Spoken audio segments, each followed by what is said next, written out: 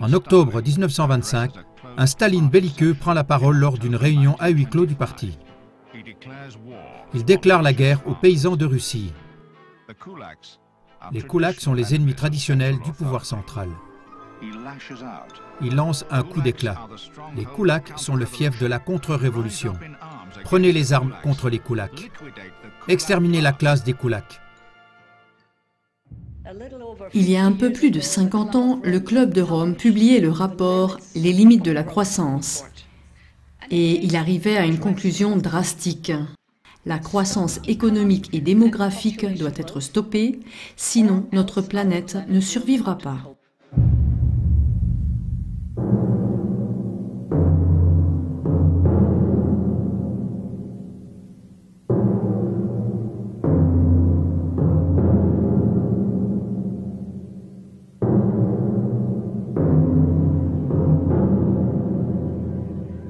Les Pays-Bas font partie des nombreux pays qui ont pris des mesures pour réduire la pollution azotée et un certain nombre d'exploitations pourraient devoir fermer.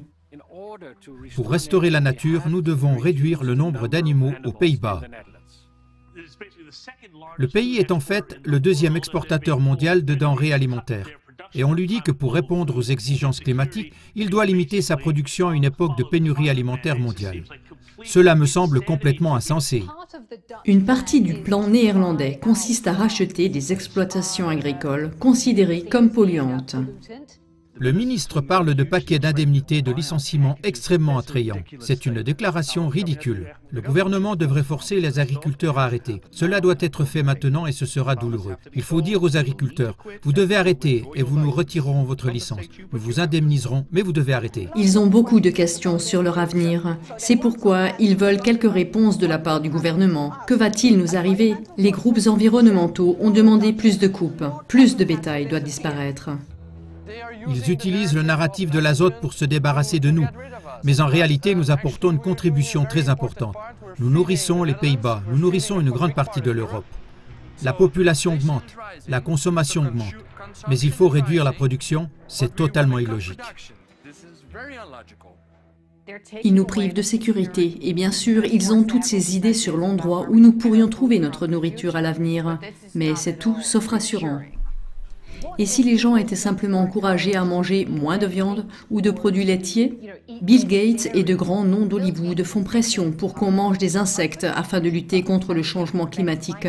Les insectes sont riches en protéines et pourraient remplacer la consommation élevée de viande de bœuf, de poulet et de porc. Les critiques de la consommation de viande affirment que l'élevage de ces animaux contribue à la pollution de l'environnement. Et comme le monde essaye de réduire les polluants pour sauver la planète, cela pourrait affecter les sources d'alimentation des gens. L'intention semble si grande. Tout le monde veut sauver la planète, la Terre. Génial, génial, génial. C'est comme louer Dieu. Louer Dieu, c'est toujours génial. Mais quand on regarde les conséquences, cela signifie seulement qu'on rend tout beaucoup plus cher, qu'on détruit la classe moyenne, qu'on appauvrit encore plus la classe inférieure et qu'il ne reste qu'une petite élite et ses réseaux. Il y a eu un membre de la Banque d'Angleterre qui a déclaré ouvertement dans une interview « Nous devons accepter le fait que nous serons plus pauvres à l'avenir ». Eh bien, c'est facile à dire. Mais si nous regardons l'histoire des révolutions, qu'elles soient anciennes ou plus récentes, cela commence ainsi. Les gens n'acceptent pas pour toujours l'idée qu'ils deviennent de plus en plus pauvres et que leurs enfants vivront plus mal qu'eux. À un moment donné, cette colère se retourne contre le système politique. Greenpeace estime que l'indemnisation des agriculteurs sur une base volontaire n'aboutira pas à une réduction suffisante de l'azote. Les ministres et les représentants des grandes organisations de protection de la nature, telles que Greenpeace, la protection des oiseaux et la société de protection Nature Monumental, discuteront des plans relatifs à l'azote. Le problème ne cesse de s'aggraver, il faut donc absolument faire quelque chose. Des agriculteurs en colère manifestent dans plusieurs endroits du pays. Les agriculteurs aussi s'activent aujourd'hui. En ce moment, le pont près de Rhenen est bloqué. Le fumier néerlandais est composé d'ammoniac, une forme d'azote qui est mauvaise pour l'environnement, mauvaise pour la nature. Ils ont expliqué que l'azote était le principal problème. Non, je suis un expert en azote et j'ose affirmer que ce n'est pas vrai.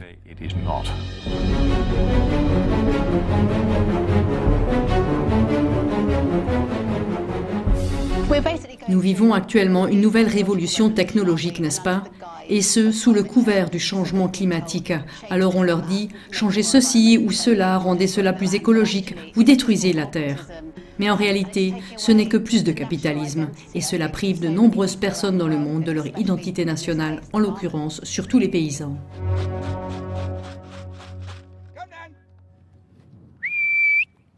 Come then. Come then. Come then.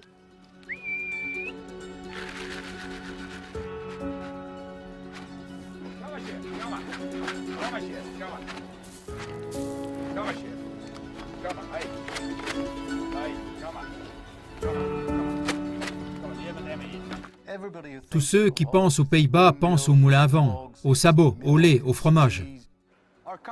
Notre pays est marqué par l'agriculture. Nous sommes célèbres pour marcher en sabots. Et nous sommes aussi très célèbres pour notre production de fromage et de lait. Nous avons environ, je crois, 60 000 agriculteurs aux Pays-Bas. Mais quand on vit en ville, comme à Amsterdam ou à Rotterdam, tout le monde peut voir des vaches, juste à 5 minutes en voiture. On voit des terres agricoles. Je veux dire que c'est tellement ancré dans notre société et dans notre mode de vie que les agriculteurs font partie de notre culture. Tout le monde a quelqu'un dans sa famille qui a été paysan. C'est mon père. Mon père a acheté la ferme de son père. Son père a donc commencé au tout début du siècle dernier. Après 30 ou 40 ans, j'ai acheté la ferme de mon père. Et maintenant, je suis le paysan de cette ferme. Le point de vue du gouvernement est que nous avons un gros problème avec la nature et qu'en raison de la réglementation européenne, nous devons sauver la nature. Et maintenant, ils veulent résoudre le problème en supprimant simplement un grand nombre de fermes. L'impulsion principale de notre mouvement a été que Tjeerd de Groot, l'un des leaders du D66, a eu l'idée d'annoncer à haute voix dans les médias que le meilleur plan pour les Pays-Bas était de supprimer la moitié des animaux. Il voulait donc éliminer la moitié du cheptel des Pays-Bas. Nous sommes le deuxième plus grand parti des Pays-Bas et nous avons vraiment négocié avec d'autres partis plus conservateurs un nouveau chapitre de la politique agricole néerlandaise. En 2019, ils ont déclaré publiquement qu'ils voulaient se débarrasser de la moitié des agriculteurs, de la moitié des animaux et de la moitié des exploitants. Lorsque cette injustice devait être imposée aux agriculteurs néerlandais, de nombreuses personnes se sont levées. Des milliers d'agriculteurs néerlandais manifestent avec leurs tracteurs contre le gouvernement.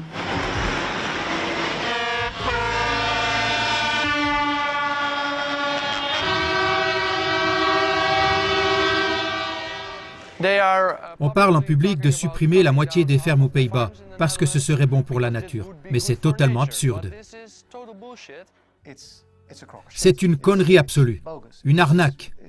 C'est faux, c'est une fausse idéologie. Pour restaurer la nature, l'azote doit être réduit de 50% d'ici 2030. Et c'est énorme. Pour les agriculteurs, c'est évidemment énorme. Sur 28 000 exploitations d'élevage, vous voulez fermer 11 000 fermes et 8 000 à 10 000 autres doivent réduire leur production.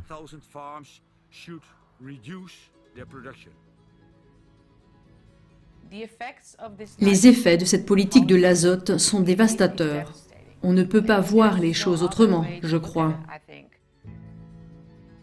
Il a été présenté si rapidement que les agriculteurs ont dû répondre immédiatement à ces exigences folles et impossibles. Enfin, vraiment. Et ces exigences ont eu pour conséquence qu'ils ont dû abandonner leurs fermes. Pourquoi doivent-elles partir, mes vaches? Pourquoi faut-il fermer ma ferme? Notre intention est d'expliquer pourquoi cela est si important pour eux et pour la nature, mais pas de changer les objectifs de la politique. Ce n'est pas le cas. Cela n'arrivera pas.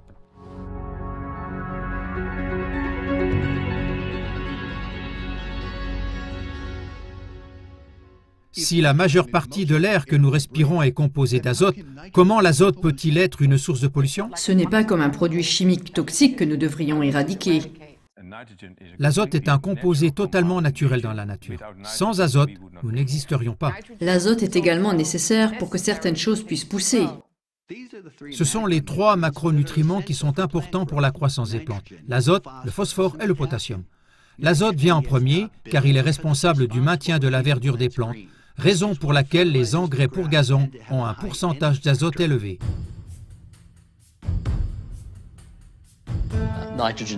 La gestion de l'azote fait partie intégrante de la politique environnementale de nombreux pays. Les accords politiques conclus depuis 1990 ont permis de réduire considérablement les émissions d'oxyde d'azote provenant de la partie européenne de notre région. Les hotspots locaux de la pollution azotée auront besoin d'un plafond. Ils exigeront même une réduction en dessous du niveau actuel. Quels sont les dommages que peut causer l'azote? Quels sont les dommages que peut causer l'azote?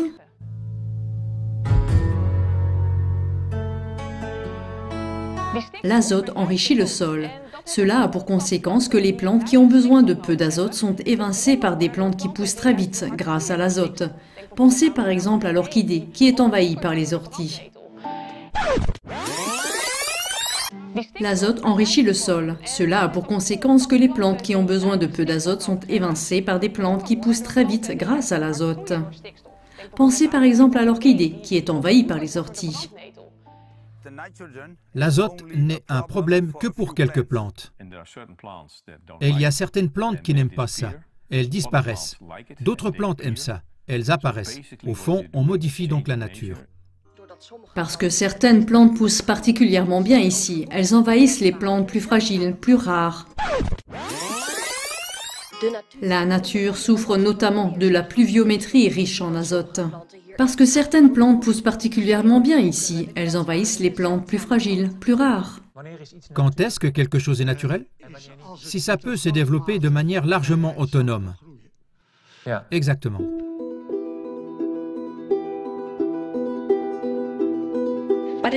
Plutôt que de faire durer ces débats, je voudrais aujourd'hui me concentrer sur un point. Et c'est le message clair qu'un modèle de croissance basé sur les carburants fossiles est tout simplement obsolète.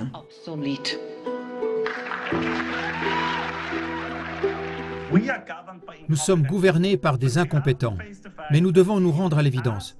Les générations précédentes nous ont rendus si riches que nous pouvions nous permettre d'être stupides. Mais peu à peu, nous ne sommes plus assez riches pour pouvoir nous permettre d'être aussi stupides. Si on considère les Pays-Bas, l'élevage est effectivement la source la plus importante. Il est responsable d'environ 65% de toutes les émissions qui se répercutent sur nos réserves naturelles. Il y a quelques centaines d'années, nous avons abattu tous les arbres et ce qui restait. C'était des dunes de sable.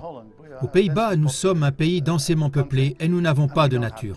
Nous avons un grand jardin.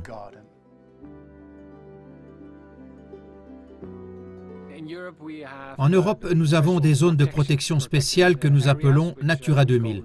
Elles ont été choisies en rapport avec les espèces ou les habitats particuliers qu'elles abritent. Natura 2000 est le plus grand réseau de zones protégées au monde.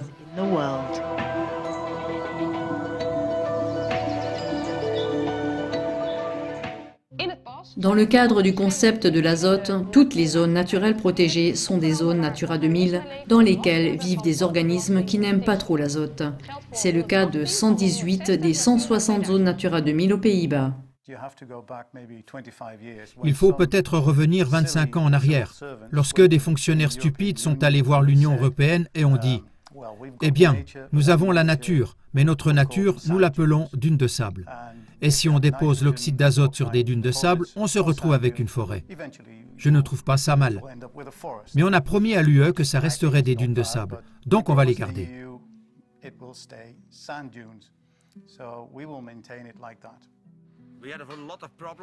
Nous avons eu beaucoup de problèmes avec la réglementation sur l'azote parce que notre ferme est située à proximité et dans une Natura 2000. Et c'est vraiment un problème pour nous. C'est ma terre, j'en suis le propriétaire. Mais c'est aussi terre de la nature Natura 2000. Le gouvernement dit que dans cette zone, nous devons réduire de 95% l'azote qui provient du bétail. Le gouvernement harcèle beaucoup trop les agriculteurs. Ce n'est absolument pas nécessaire pour sauver la nature. Des milliers de familles de Kulak ont été expulsées de leurs maisons. Leurs terres, leurs céréales, leurs outils de travail et leur bétail sont pillés.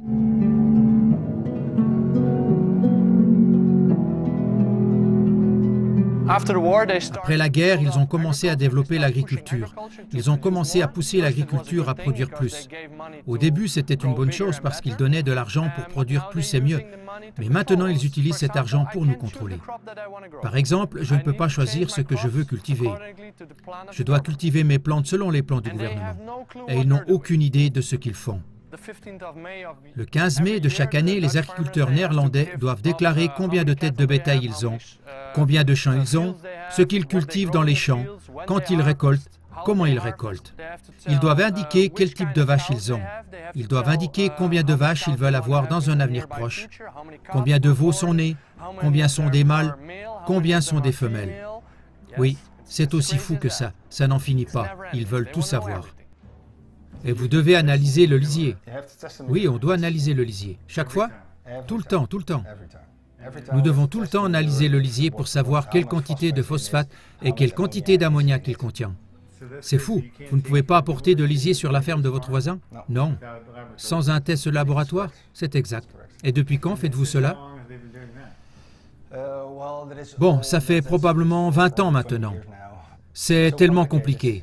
Ce n'est plus possible pour moi en tant qu'agriculteur de le déclarer. Nous devons le transmettre à une administration qui fait la déclaration pour nous. Et bon, ça coûte quelque part entre 5 000 et 10 000 euros par an. Nous ne récupérons rien en retour. Ça ne sert à rien. Ça veut seulement dire plus de frais et moins de revenus pour moi en tant qu'agriculteur.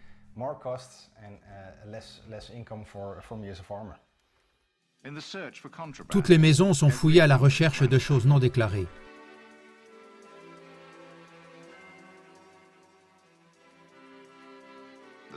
Rien n'échappe aux pilleurs. Chaque grain est collecté et emporté.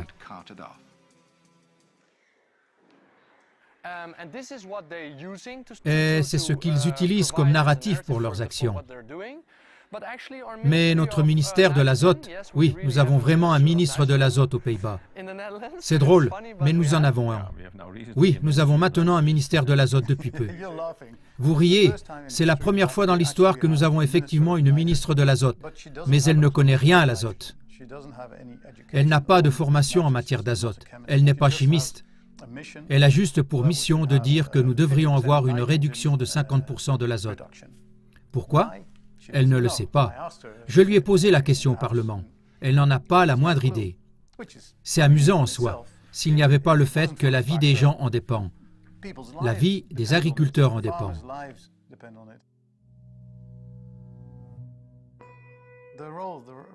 Le rôle de la Rabobank est vraiment étrange, car la Rabobank était la banque des agriculteurs. Avant, elle soutenait et finançait les agriculteurs.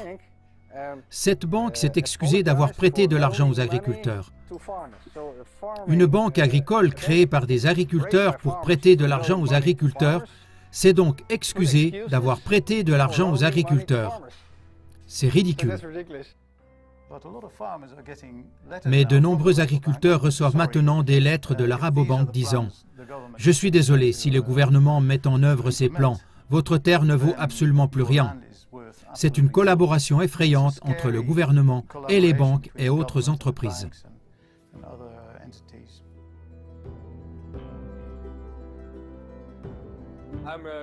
Je suis Ripke Zalmaker.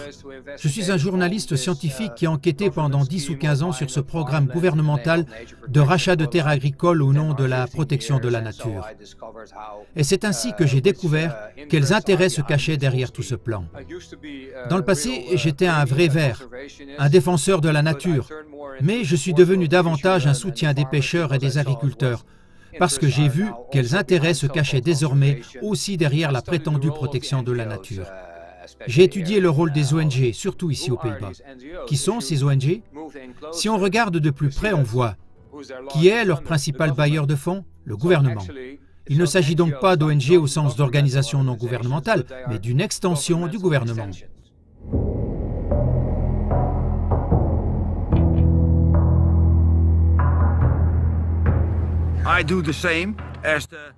Je fais la même chose que les organisations de protection de la nature aux Pays-Bas.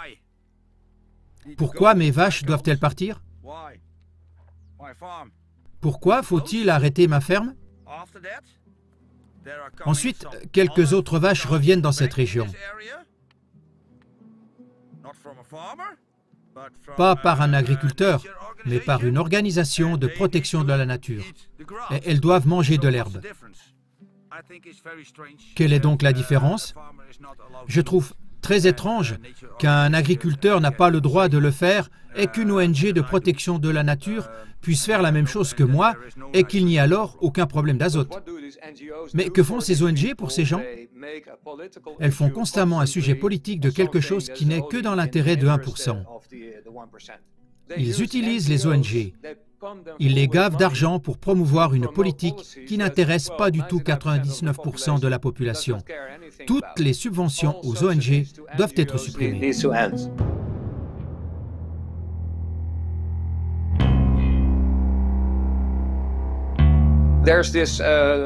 Le gouvernement a annoncé qu'il allait transformer 150 000 hectares supplémentaires de terres arables. Ils vont utiliser 25 milliards d'euros de l'argent des contribuables pour racheter à nouveau des terres arables sous la bannière de l'azote.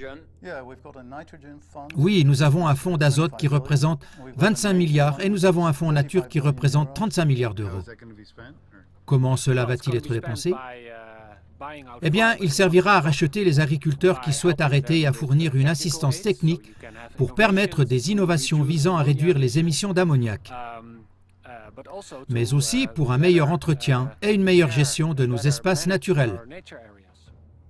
Et voilà que nous gaspillons soudain des milliards et des milliards pour un cauchemar. C'est à cause de la grande quantité d'animaux sur une très petite surface que nous avons ce problème d'ammoniac. L'idée est que notre nature doit être restaurée à l'aide de réglementations européennes. La vraie raison est qu'il existe des règles européennes auxquelles nous devons nous conformer. C'est une autre histoire de savoir si nous les avons interprétées correctement. Mais il y a des règles. Si nous ne nous y conformons pas, nous aurons des amendes de lieu et de graves problèmes. Parce que nous avons fait cette promesse sacrée à l'UE, nous nous retrouvons aujourd'hui dans une situation où nous devons mettre nos agriculteurs à genoux. Le gouvernement doit faire ce que le gouvernement doit parfois faire, et c'est douloureux. Mais il y a aussi 25 milliards d'euros pour les petits pays comme les Pays-Bas, afin de permettre aux agriculteurs de vivre mieux et d'aider la nature. Les ouvriers d'usine, au nombre de 25 000, sont recrutés comme exécutants. Ils reçoivent un pistolet et un cours accéléré sur la collectivisation forcée des entreprises. Le porte-parole de Staline, Lazar Kaganovich, encourage ces soi-disant 25 000 personnes à viser une collectivisation à 100%. Ils avaient une loi qui disait que les agriculteurs devaient réduire de 49% les émissions d'azote. Mais notre Parlement n'a pas encore pris la décision à ce sujet. Mais ils ont même augmenté ce chiffre à 75%. Cette loi n'est même pas démocratique.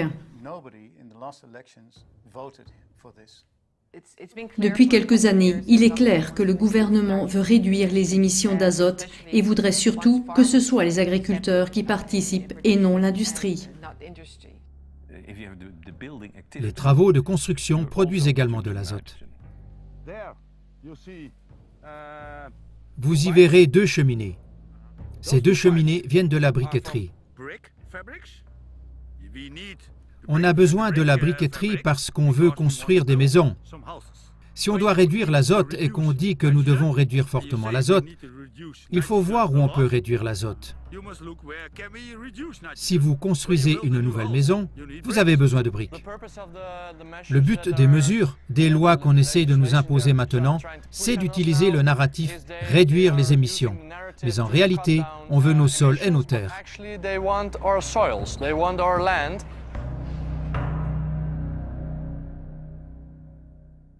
Beaucoup de gens aiment manger du bœuf, mais parmi presque tous les aliments que nous mangeons, c'est aussi celui qui a le plus d'impact sur l'environnement. Je ne sais pas si vous avez déjà vu une vache de près, mais elle est énorme. Il faut donc beaucoup de nourriture pour produire autant de vaches. Et beaucoup de terre pour produire toute cette nourriture pour les vaches. Plus d'un quart de la surface totale de la terre est utilisée pour nourrir ces vaches. Personne ne sait vraiment comment s'en débarrasser. Comment empêcher les vaches de péter? Exactement. Les vaches rotent et pètent beaucoup. Et cela a un impact sur le changement climatique. Ce que nous devons atteindre, c'est 0%. S'il s'agissait d'une réduction de 50%, on pourrait dire « Ok, laissez les vaches tranquilles. Nous essayons d'empêcher la température de continuer à augmenter. Il faut descendre à 0. Dans le cas contraire, la température continuera à augmenter. »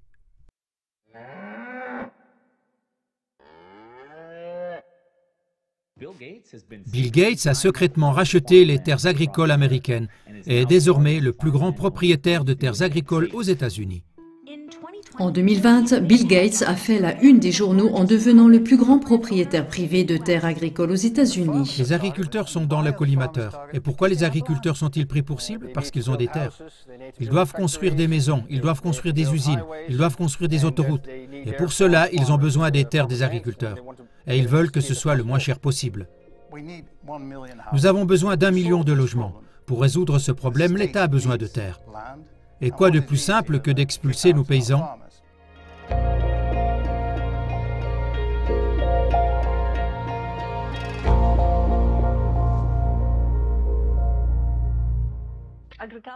Le géant de l'agroalimentaire, Cargill, prévoit de vendre des appareils portables destinés à réduire les émissions de méthane des bovins. Les vaches produisent des émissions d'azote. Mais comment peut-on les réduire? Il s'agit entre autres des émissions d'ammoniac. De nombreuses entreprises travaillent au sol avec des laveurs d'air, etc. Il y a une possibilité que la vache urine spontanément si on frotte le nerf ici. Un réflexe nerveux naturel qui fait que la vache urine immédiatement. Nous avons développé un produit unique, les toilettes pour vaches de Hanskamp.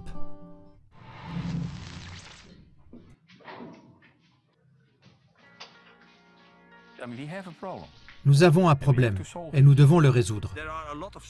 Il existe une multitude de solutions pour réduire l'azote.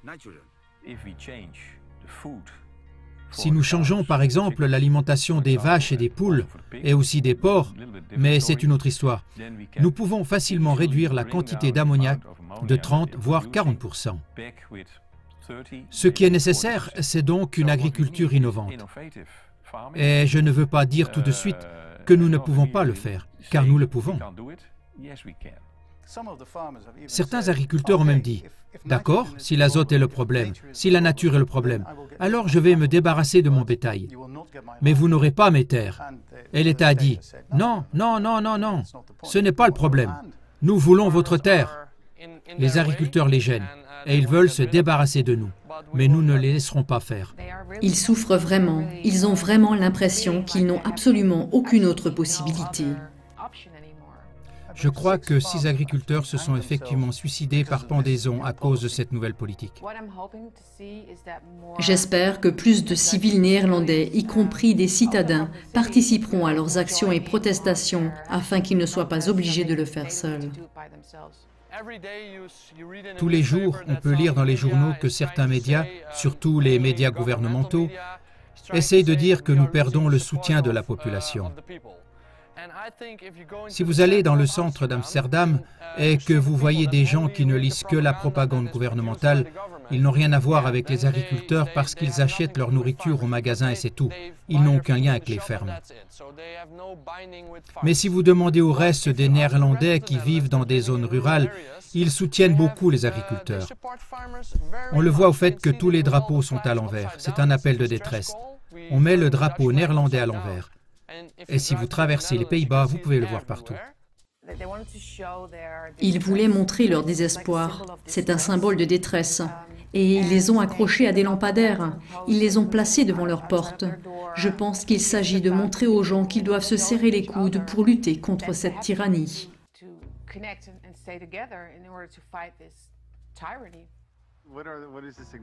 Quelle est la signification du drapeau à l'envers?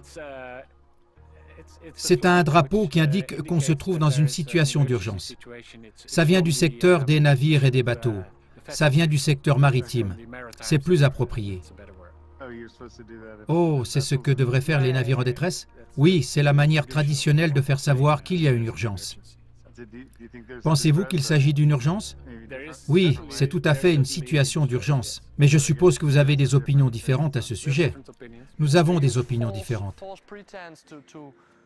Ils utilisent un prétexte pour imposer leur agenda et leur idéologie. Sous couvert de démocratie et de libéralisme, ils nous privent de nos droits. Et la plupart des gens trouvent ça acceptable parce qu'ils se sentent d'une certaine manière responsables. Parce que c'est tellement progressiste de se préoccuper du climat. Ils sont donc prêts à sacrifier leur propre bien-être. Même les personnes éduquées n'ont souvent pas le bon sens de se demander si ce que dit tel fonctionnaire du gouvernement, tel ministre est vrai. Eh bien, très souvent, ce n'est pas vrai.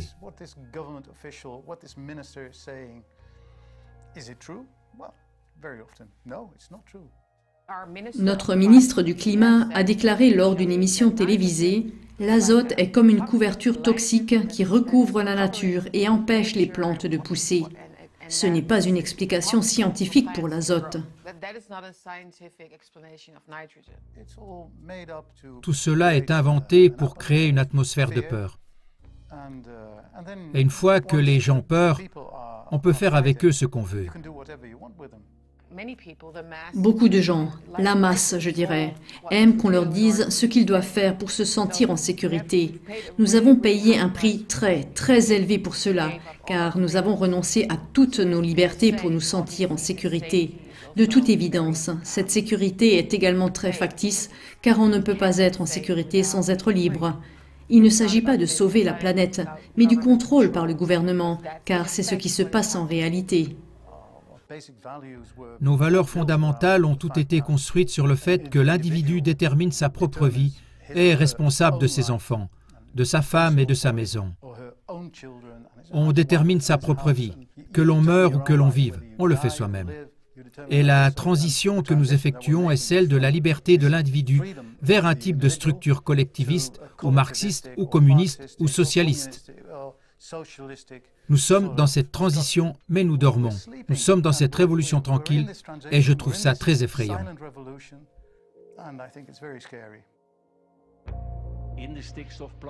Le plan azote stipule qu'il doit y avoir beaucoup moins d'azote aux Pays-Bas en 2030.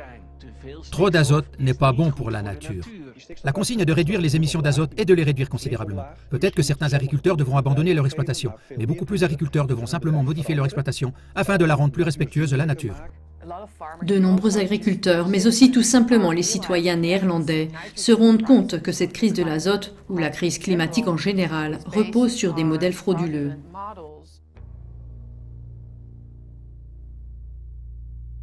L'azote se présente sous forme de différents composés et l'ammoniac est l'un d'entre eux. Il y a beaucoup d'ammoniac libéré par l'agriculteur et le fumier des animaux qui se disperse dans l'air et retombe ensuite dans la nature. La nature souffre notamment de l'élimination de l'azote.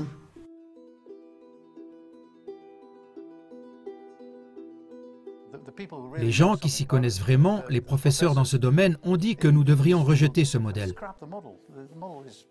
Ce modèle devrait disparaître de la scène le plus rapidement possible. Alors, ça, c'est mon bureau. J'ai beaucoup travaillé en mer du Nord. J'ai travaillé dans l'Antarctique. Et ici, vous me voyez avec le roi et la reine, à l'époque encore prince et princesse. Et ici, vous me voyez avec l'ancienne reine, où je reçois une médaille d'honneur pour les arts et les sciences. Et quel est votre domaine d'expertise? Je suis un chercheur en écologie marine. Je suis un écologiste marin. J'étudie donc le système dans son ensemble. Et mon sujet principal est l'homme et la mer. Quand j'ai pris ma retraite, je suis devenu membre d'un parti politique néerlandais. Et c'est là que j'ai commencé à m'intéresser à l'azote. Et j'ai dit, eh bien, les données ne sont pas correctes et nous devrions faire quelque chose. En outre, je pense qu'on surestime les dommages causés à la nature par l'azote. Il y a un problème. mais il n'est pas aussi grave qu'ils le disent tout le temps. L'idée de ces personnes est qu'il y a des problèmes partout, donc que nous devons les résoudre partout. Et il y a cette croyance religieuse selon laquelle, si on libère ces composés azotés à un endroit précis, ils se répandront dans tout le pays. Mais ce n'est pas vrai. Et ainsi, on a une autre vision des choses. Et puis, il y a un modèle. Ils ont construit un modèle qui est assez bancal. Ils disent que le modèle de l'azote n'est pas adapté pour calculer les choses qu'on veut analyser. On peut l'utiliser afin d'analyser où les problèmes pourraient se situer, et comme outil scientifique pour mieux comprendre les processus. Mais ce modèle n'est absolument pas capable de calculer les données sur lesquelles ils basent leurs mesures concernant les agriculteurs. C'est du pipeau. À part moi, quelques autres personnes ont écrit ici leur déclaration selon laquelle ce modèle n'est pas adapté aux calculs qu'ils font et que les données elles-mêmes présentent une dispersion de 95% à certains endroits. Et ensuite, on utilise ces données pour dire à un agriculteur qu'il doit disparaître. À mon avis, on ne peut pas suivre ce chemin pour résoudre le problème.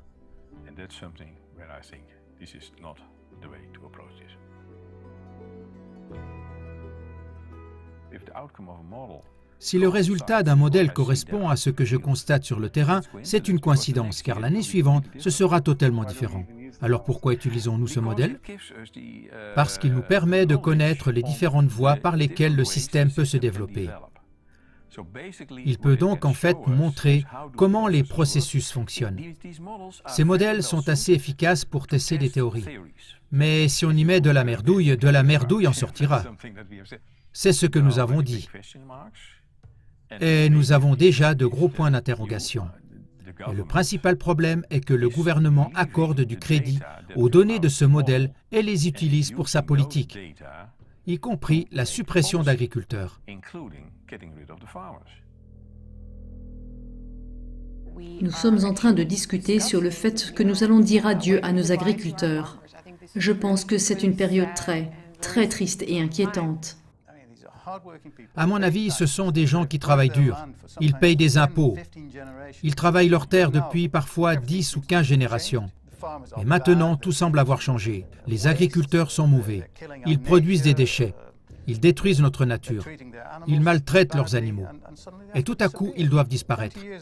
Il y a 20 ans, on n'aurait jamais imaginé que ça puisse arriver. Nous étions fiers de nos agriculteurs. Les agriculteurs néerlandais étaient les meilleurs du monde, et ils le sont toujours. Je pense qu'il est très important que les journalistes, par exemple, considèrent toutes les facettes de l'histoire. Les journalistes néerlandais ne racontent pas tous la bonne histoire ou l'histoire dans son ensemble. Ils ne prennent que les éléments qui leur conviennent. Et comme ils ne choisissent qu'une partie de l'histoire, les Néerlandais ont une fausse image de ce qui se passe. Il est totalement aberrant de vouloir véritablement sacrifier le savoir de nos agriculteurs néerlandais. Ils font partie des meilleurs au monde. Si les gouvernements éloignent les agriculteurs en les achetant, loin de leurs champs, loin de là où ils vivent, ils ne reviendront plus jamais. Ils font donc une grave erreur. Et je pense que dans 10 ans ou plus, les politiques diront « Que s'est-il passé en 2022 ? Pourquoi tous les agriculteurs ont-ils disparu ? Et la nature n'aura pas changé pour autant. » Nous détruisons cela. Si nos fameuses vaches de qualité ne figurent plus que sur les photos, nous cassons la colonne vertébrale de notre pays. Et un jour, tout le monde aura faim et fera faillite. Nous voulons aussi changer l'économie, de sorte que les agriculteurs puissent obtenir un meilleur revenu avec moins d'animaux. La viande est beaucoup trop bon marché. La sphère politique augmenterait-elle les prix de la viande et du lait? Probablement. D'ici 2050, il y aura 10 milliards de personnes à nourrir. L'agriculteur et la consommation d'insectes contribueront-elles à résoudre l'un des plus grands défis du XXIe siècle? Je suis ici pour dévoiler mon talent caché. Je mange des micro-organismes, des vers de maïs. Ils sont encore vivants. Et voilà, regardez, quelques vers de farine. Je vous le dis, je pourrais gagner dans l'émission Survivor. Il ne s'agit pas de protéger la nature. Seuls ceux qui ont acquis le plus d'argent dans ce processus auront le pouvoir. Il s'agit de contrôler les ressources qui sont entre les mains de quelques-uns. Regardez le pouvoir des ONG. Qui soutiennent-elles vraiment? Qui leur injectent de l'argent? Ce sont toujours le gouvernement et les milliardaires qui le font. Une liste de souhaits des ONG semblait être la base du plan Azote. La ministre a écrit à ce sujet aujourd'hui qu'elle avait fait des recherches pour trouver les meilleurs sites possibles pour les sites Natura 2000. Un message WhatsApp a révélé que la ministre avait reçu une demande confidentielle de LNV, une ONG. C'est exactement cela ce qui se passe entre le gouvernement et les ONG. Jusqu'à un certain point, on peut acheter l'opinion publique, acheter ces ONG. C'est ce qui se passe réellement aux Pays-Bas, mais aussi aux États-Unis. Nous venons de voir que Bruxelles a approuvé ce projet du gouvernement néerlandais de racheter les exploitations d'élevage pour réduire les émissions d'azote. Mais écoutez ça. Une partie de l'accord stipule que les agriculteurs ne peuvent plus pratiquer l'agriculture nulle part dans l'UE. Il faut commencer par en parler, s'organiser et peut-être même atteindre des gens dans d'autres pays. Car il ne s'agit pas d'un problème néerlandais, mais d'un problème mondial. Le Canada suit apparemment la même voie maintenant. Le gouvernement canadien de Justin Trudeau veut maintenant imposer à nouveau des restrictions drastiques aux agriculteurs en raison du changement climatique, et ce à nouveau sous le prétexte de l'azote, afin de limiter la production alimentaire. Cela me semble tout simplement être une folie absolue. Ce n'est rien de moins que l'avenir de l'agriculture irlandaise qui est en jeu. Le pas vers une réduction de 51% des émissions. Beaucoup de politiciens parlent d'objectifs d'émissions de carbone et qu'il n'y aura pas d'abattage forcé. Mais nous ne voyons pas cela. Nous constatons qu'ils abattent les animaux en passant par la petite porte, même si c'est par le biais du règlement sur les nitrates.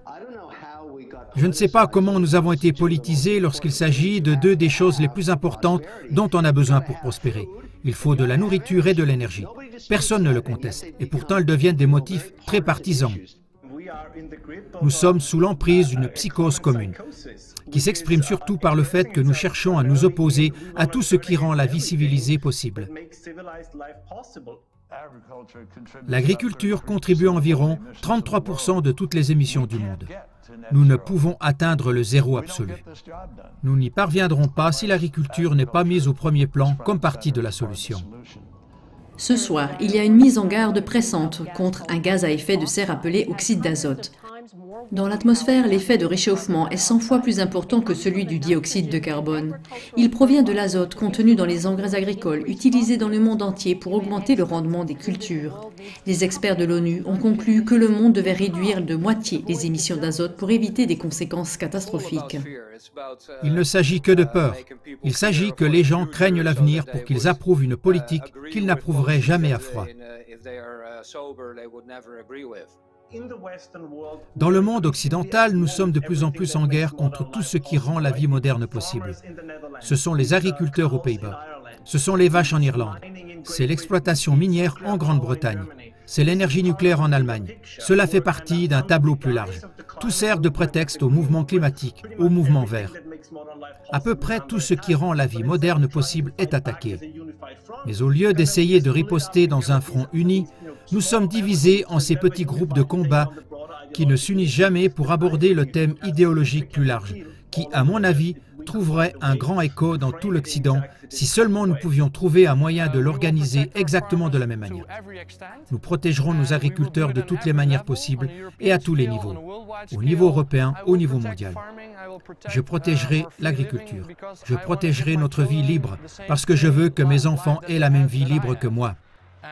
Car si nous permettons que cela arrive à nos agriculteurs néerlandais, cela arrivera prochainement à la population civile. Ils leur prendront leur maison.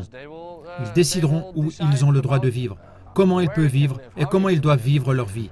Et ça, c'est très dangereux.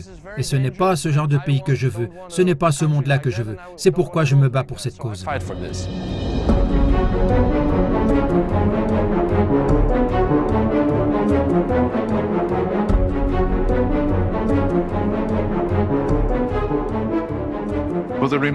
Pour les paysans qui restent, tout est meilleur que ce qu'ils ont vécu. Beaucoup se portent volontaires pour rejoindre les collectifs et cèdent à l'État leur bétail, leurs outils, leurs maisons et leurs terres. Staline lui-même imagine un plan pour subventionner les frais de fondation des collectifs avec les biens séculiers des nouveaux membres.